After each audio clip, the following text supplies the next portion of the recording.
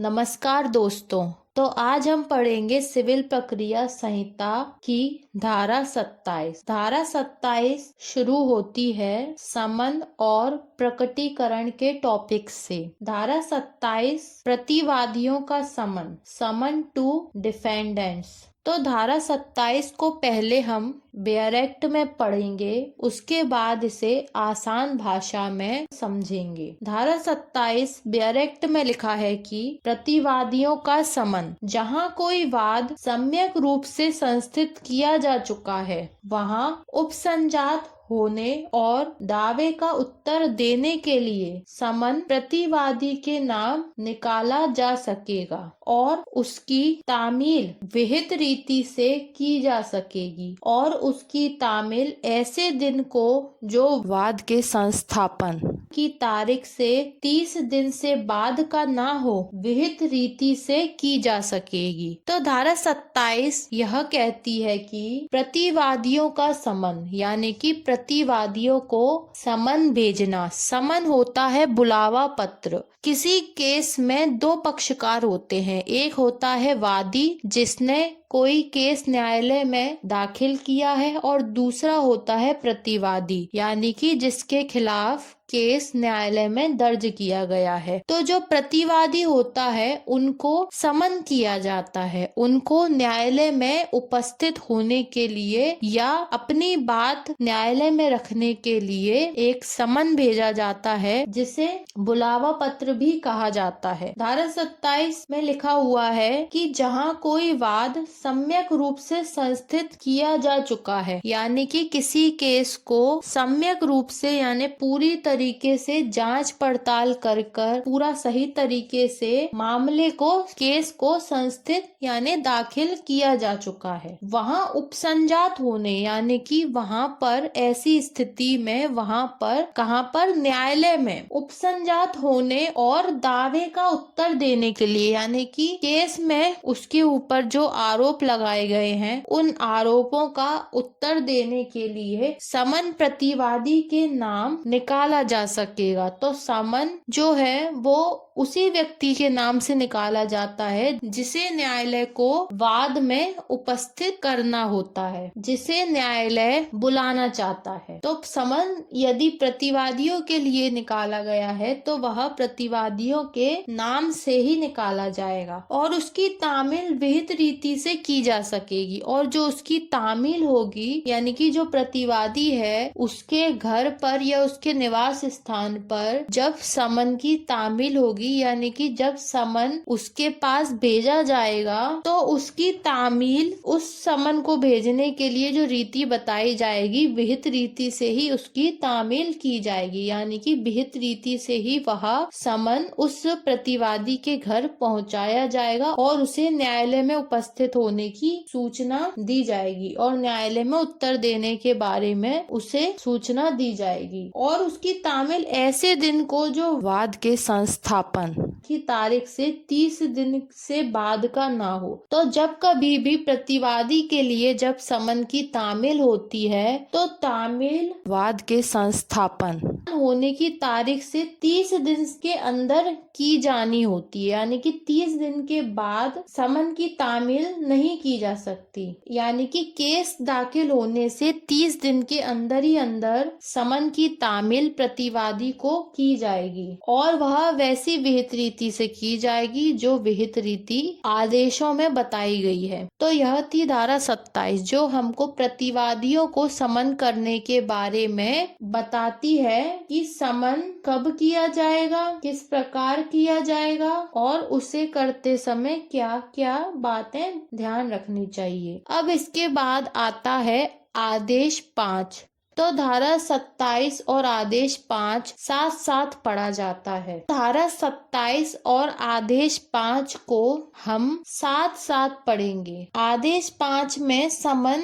भेजने की प्रक्रिया के बारे में बताया गया है कि किस प्रकार समन प्रतिवादी के घर या निवास स्थान पर भेजा जाएगा। तो आदेश 5 को पहले हम बेयर एक्ट में पढ़ेंगे, उसके बाद इसे थोड़ा थोड़ा कर समझेंगे। आदेश 5 समनों का निकाला जाना और उनकी तामील। तो आदेश 5 हमें बताता है कि समन किस प्रकार निकाले जाएंगे, समनों का निकाला जाना। आदेश 5 नियम 1 उपनियम 1 कहता है कि जब वाद सम्यक रूप से संस्थित किया जा चुका हो तब उस वाद प्रतिवादी पर समन के तामील की तारीख से 30 दिन के भीतर उपसंजात होने और दावे का उत्तर देने तथा अपनी प्रतिरक्षा का लिखित कथन यदि कोई हो फाइल करने के लिए समन निकाला जा सकेगा। परंतु जब प्रतिवादी वाद पत्र के उपस्थित किए जाने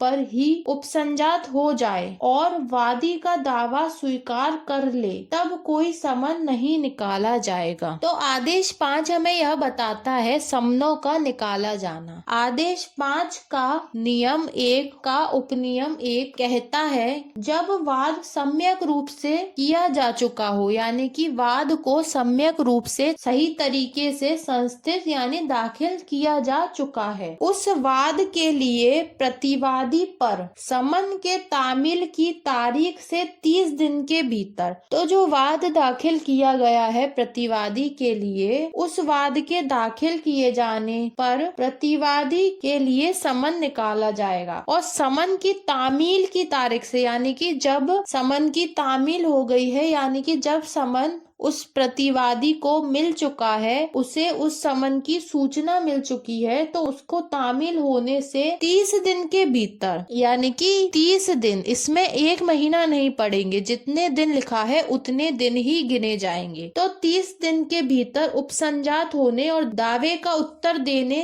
तथा अपनी प्रतिरक्षा का लिखित कथन यदि कोई हो फाइल करने के लिए समन निकाला जा सकेगा। तो 30 दिन के अंदर प्रतिवादी को समन की सूचना मिल जाने पर प्रतिवादी को 30 दिन के अंदर उपसंजात होना होगा, यानी कि न्यायालय में उपस्थित होना होगा, उसे दावे का उत्तर देने, यानी कि उसे उस दावे, उस केस में जो उसके खिलाफ आरोप लगाए गए हैं, जो दावा किया गया है, उसका उत्तर देने और अपनी प्रतिरक्षा का लिखित कथन, यानी कि वह अपनी प्रतिरक्षा में, अपने डिफेंस में या अपने बचाव में जो भी बात कहना चाहता है उसको वह लिखित कथन के द्वारा, यदि ऐसा कोई प्रतिरक्षा यदि कोई हो तो उसको फाइल करने के लिए समन निकाला जा सकेगा। तो न्यायालय दूसरे पक्षकार को ये मौका देगा कि वह अपनी तरफ से उस केस में क्या बात रखना चाहता है, वह अपनी तरफ से क्या प्रतिरक्षा न्यायालय में देना चाहता है। तो इसके लिए न्यायालय वाद दाखिल होने और समन की तामील होने से 30 दिन के भीतर उसको यह अधिकार देगा कि वह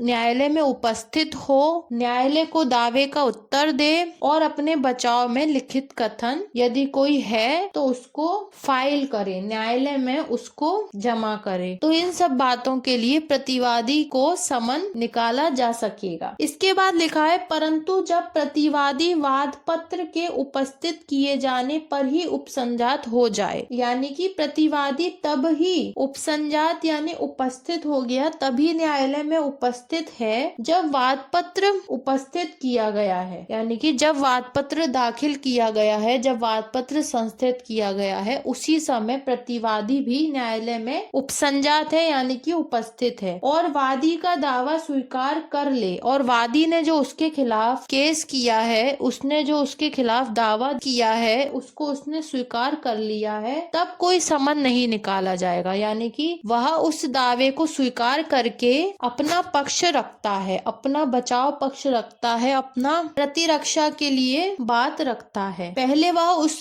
केस को स्वीकार करता है, मतलब वादी ने जो उसके ऊपर प्रश्न उठाए हैं उन्हें स्वीकार करे और उनका उत्तर दे। तो इसके लिए उसके खिलाफ कोई समन नहीं निकाला जाएगा यदि प्रतिवादी पहले से ही न्यायालय में उपस्थित हो। इसके बाद बियर एक्ट में लिखा है परंतु यह और की जहां प्रतिवादी 30 दिन की उक्त अवधि के भीतर लिखित कथन फाइल करने में असफल रहता है, वहां उसे ऐसे किसी अन्य दिन को फाइल करने के लिए अनुज्ञात किया जाएगा जो न्यायालय द्वारा उसके लिए कारणों को लेखबद्ध करके विनिर्दिष्ट किया जाए, किंतु जो समन के तामील को तारीख से 90 दिन के बाद का नहीं होगा। तो आदेश 5 के नियम 1 का दूसरा परंतु कहता है कि परंतु यह और की जहां पर प्रतिवादी 30 दिन की उक्त अवधि के भीतर लिखित कथन फाइल करने में असफल रहता है, यानी कि 30 दिन के अंदर वह अपनी बात न्यायालय के सामने रखने में असफल रहता है। अब ऐसी स्थिति में क्या होगा, तो वहां ऐसे किसी अन्य दिन को फाइल करने के लिए अनुज्ञात किया जाएगा। तो वहां पर किसी ऐसे अन्य दिन को प्रतिवादी को दे दिया जाएगा जिस दिन वह अपना लिखित कथन न्यायालय में पेश कर सकता है, न्यायालय में फाइल कर सकता है। लिखित कथन होता है जवाब दावा, यानी कि उसके खिलाफ जो केस किया गया है, जो दावा लगाया गया है, उसे वह प्रतिवादी लिखित कथन यानी जवाब दावे के साथ उसका उत्तर देता है। तो वो 30 दिन के बाद भी यदि न्यायालय कोई अन्य दिन उसे दे देता है जवाब दावा फाइल करने का, तो वह किसी अन्य दिन भी लिखित कथन फाइल कर सकता है। अनुज्ञात किया जाएगा, यानी कि न्यायालय के द्वारा उसे परमिशन दे दी गई है, जो न्यायालय द्वारा उसके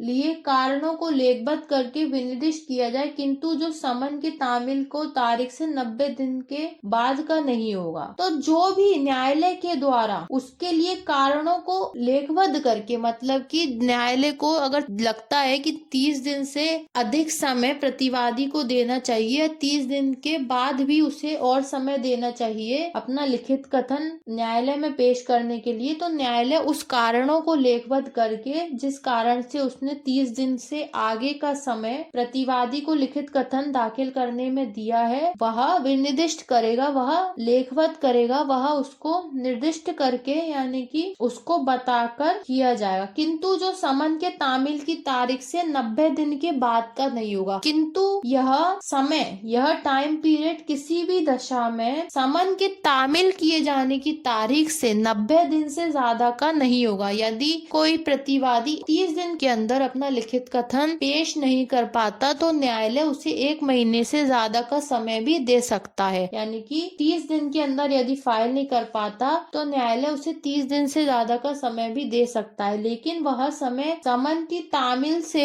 लेकर 90 दिन के बाद का नहीं होगा, यानी कि समन की तामील से लेकर 90 दिन तक कोई भी प्रतिवादी अपना लिखित कथन, अपना जवाब दावा न्यायालय में पेश कर सकता है। इसके बाद आता है आदेश 5 उपनियम 2। वह प्रतिवादी जिसके नाम उपनियम 1 के अधीन समन निकाला गया है, तो वह प्रतिवादी जिसकी बात उपनियम 1 में की गई थी, तो वह प्रतिवादी का स्वयं अथवा खा ऐसे प्लीडर द्वारा जो सम्यक रूप से अनुदिष्ट हो, यानी कि जिन्हें सम्यक रूप से यानी सही तरीके से उन्हें अनुदिष्ट किया गया, उन्हें उस मामले में प्लीडर या वकील बनाया गया है, अनुदिष्ट किया गया है, और वाद से संबंधित सभी सारवान प्रश्नों का उत्तर देने के लिए समर्थ हो। तो वह प्लीडर जिसे किसी भी वाद का उत्तर देने के लिए नियुक्त किया गया है, वह तभी ऐसा कर सकता है जब वह सभी सारवान प्रश्नों का उत्तर देने के लिए समर्थ हो, सक्षम हो, अथवा ऐसे प्लीडर द्वारा जिसके साथ कोई ऐसा व्यक्ति है जो ऐसे सभी प्रश्नों का उत्तर देने के लिए समर्थ है, उपसंजात हो सकेगा। तो ऐसे प्लीडर के द्वारा जिसके साथ कोई ऐसा व्यक्ति है, कैसा व्यक्ति है जिसे घटना के बारे में सब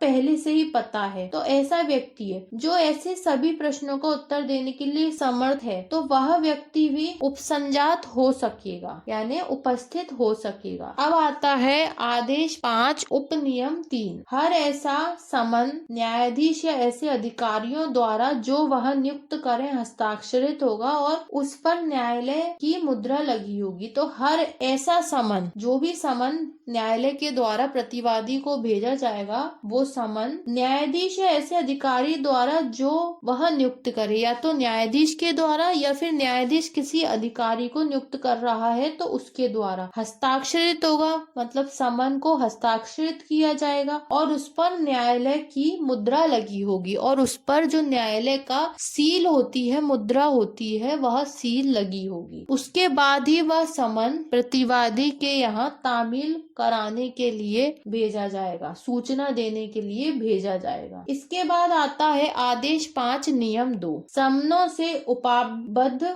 वाद पत्र की प्रति, मतलब समनों से उपाबद्ध यानी समनों से जुड़ी हुई वाद पत्र की प्रति, यानी कि जो प्लेंट होता है, जो केस के लिए जो वादी ने लिखकर पूरा केस का जो डाटा तैयार किया होता है उसे कहा जाता है वाद पत्र। समनों से उपाबद्ध यानी समनों से जुड़ी हुई वाद पत्र की एक प्रति, एक कॉपी। तो हर समन के साथ वाद पत्र की एक प्रति होगी, तो हर समन के साथ उस वाद पत्र की, जिस वाद के लिए प्रतिवादी को बुलावा पत्र भेजा जा रहा है, उस वाद के वाद पत्र की एक प्रति, एक कॉपी लगाकर समन भेजा जाएगा प्रतिवादी के घर। तब जाकर प्रतिवादी उस समन को पढ़कर, उस वाद पत्र को पढ़कर यह समझता है कि उसके खिलाफ न्यायालय में किस बात का केस चल रहा है और उसे जो समन भेजा गया है वो किस कारण से भेजा गया है। तो यह सब उसे वाद पत्र की जो प्रति समन के साथ लगाई जाएगी, उसको पढ़ने से और समन को पढ़ने से पता चल जाएगा। तो यह थी